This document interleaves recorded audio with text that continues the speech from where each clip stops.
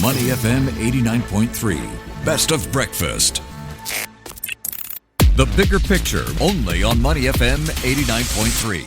Thanks for joining us on Money FM 89.3. Now, the Straits Times Index, Singapore's benchmark equity index, has been hitting new highs recently, attracting the attention of investors both here and abroad. What's driving this performance? And what does it mean for investors looking to navigate the market?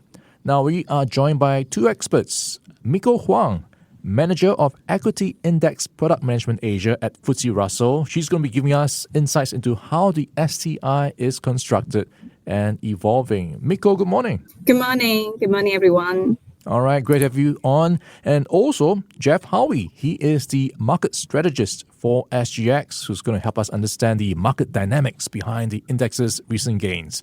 Geoff, good morning. How are you doing? Great. Thank you very much, Ryan. Good morning, and good morning, Miko. All right, fantastic to have you both on. Let's start with you first, Geoff. Let's talk about the recent strong performance from the Straits Times Index. What is driving it this year, and where are the flows coming from? Well, the index, Straits Times Index, has gained 12 to 13% this year to around the 4,300 level, and dividends, particularly capital return dividends from the banks, have helped boost that total return to 18%. And I think the principal driver, Ryan, has been the analysts that actually cover the 30 constituents. And you've had a balance of more target price upgrades than downgrades for those constituents. So much so that the 12-month consensus estimate target price on the Straits Times Index this year has increased from 41.90 at the end of last year to 46.20 as of now. Who's seen the biggest target price upgrade over the past 9 months? That's ST Engineering, followed by Hong Kong Land. And in a measured move, I guess, ST Engineering has also led the STI in the first half of this year. In the third quarter, it's always pretty dynamic in those 30 constituents. So you've got Yangtze Jiang Shipbuilding leading the STI constituents in the third quarter. What's the common driver for both those? It's order book growth. And that's been the principal driver for the upgrades and the price gains. I guess from a flow perspective, like you mentioned, it's been a little bit more mixed and varied to an extent that it's also been measured somewhat as well over the 9 months, because if you look at the STI stocks that have booked the most net institutional inflow this year, it's been the likes of Singtel and Keppel, both of which been pursuing structural measures to monetize assets on one hand, while on the other hand also pursuing new growth tilts. When you look at retail flows, it's been a little bit more selective. For the first 2 weeks of April, for instance, retail net bought more than 800 million Sing dollars in DBS alone. And over those 2 weeks, you had VWAP of DBS shares around $40, obviously quite a bit lower than the current $50. So I don't want to oversimplify it for these net flows, but generally institutions tend to follow price performance, while retail take more of a value lens when it comes to the net amounts. For foreign participation, this has also been a factor with the outpacing of the Singapore dollar to many other currencies, therefore having that attraction. But at the same time, local interest rates have been declining. So that's provided a nice base for investors to balance into our share market. Yeah, we do have some momentum going on for the STI. Now, Miko, let's bring into conversation. And we've been seeing quite a bit of optimism being priced into the markets. Walk us through how much this reflects what's going on in terms of the Singapore economy. Yeah, that's a great question. And I think, first of all, we need to know the objective of the STI, because STI is set to capture the largest and most liquid stocks that are listed on the SGX main board, and with a strong focus on the blue chip companies, right? And of course, we see that 2025 is shaping up to be a big year for the stock market in Singapore, not just because of the strong sector performance, as Geoff mentioned just now, but also due to revival in the IPO market. And we are seeing several new listings and also a strong pipeline on the listing on the IPO market. And that's important because in the STI's design, the methodology, it includes a fast entry rule. And this means that when a large company lists on the SGX and then meet the requirements or thresholds, they can be added to the STI within just 5 business days of trading. And beyond the fast entry mechanism, the STI also undergoes some like the semi-annual reviews in March and September, and with additional assessments in June and December. So this is to evaluate the new listings that may not yet qualify for fast entry. So they could be included to the index on a more regular basis. However, the new listings so far in this year are not big enough to be treated as blue chip companies and added to the STI.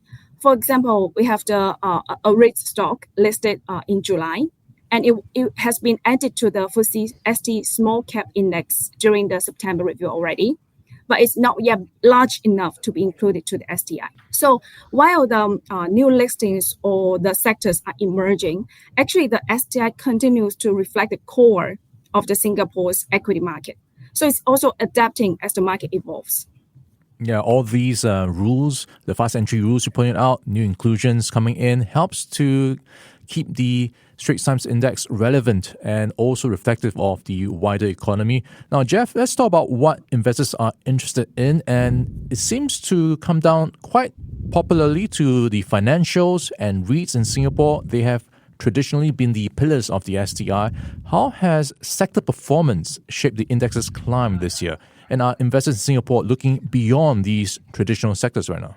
Yeah, and to follow through from that previous question, Ryan, financial services and real estate, in addition to the infrastructure that supports both of those key sectors, they've also been key pillars of Singapore's economy, not just the Straits Times Index. Both have had significant roles in the index, and both have different relationships to rising and falling interest rates. If you look at the STI weights at the end of 2019 and compared to now, banks are up around 10 percentage points in weightage, from 40% to 50%, while REITs are also up from around, to be exact, 9.8% to 11.4%. So banks have had more impact recently. However, if you look at the 5 years before the end of 2019, the REITs weightage in the index were up from 3.5% to 9.8%, and that was marginally higher than the percentage point that banks had increased. So both obviously have a clear, solid impact in the STI, and that's through cyclical and structural changes. And I think this year, though, it's been a little different in that its industrial value chains has been the pillar that really has been in play, which has not just been played out in the STI, but also into the FTSE, ST, mid-cap and small-cap index. And I think there's 3 key reasons for that. Firstly, in the new world, domestic demand actually trumps. And the local and private public construction projects announced this year, which could be up at 60 billion Sing, it has supported industrial services. And we have a lot of stocks involved in the industrial services, locally, regionally, and globally. And as these global big economic structural shifts intensify, the manufacturing and the supply chain managers, they've all been also actively looking to diversify across geographies. And this has also helped us, given our strategic centre in connecting South Asia to Southeast Asia and North Asia. And I think thirdly, AI and automation are also being increasingly leveraged into operations to drive productivity gains. So that's, I guess, the sector that's been in play, industrial value chains. Look, it might be seen as a traditional sector, but there are some very dynamic, vibrant verticals that have been driving a lot of participation into this sector, and industrials, of course, have been booking significant net institutional inflows as well this year. Miko, looking ahead, how does FTSE Russell see the STI evolving, especially when you see how a large part of it, the weightage at least, is coming from property and also banks? Do you expect in times to come maybe more representation from growth sectors like technology or healthcare? Yeah, while the growth sectors like technology and healthcare are gaining more attention globally, they still represent a small portion of the broader Singapore local equity market. So that said, we have seen some changes or movement, such as we saw the first locally listed tech exposure added to the STI back to 2023, and following a reclassification from industrials to technology for that company. Yeah, so as the market evolves, STI will continue to reflect these changes through its review process and also the industry classification. However, meaningful shifts in sector representation will depend on the scale and also the listing activity of companies in these growth areas. We've been in conversation Miko Huang. She is the Manager of Equity Index Product Management for Asia at FTSE Russell. And also joining us today, Geoff Howie, Market Strategist at SGX. Thank you both for your time today. Thank you very much. Thank you very much. Money FM 89.3.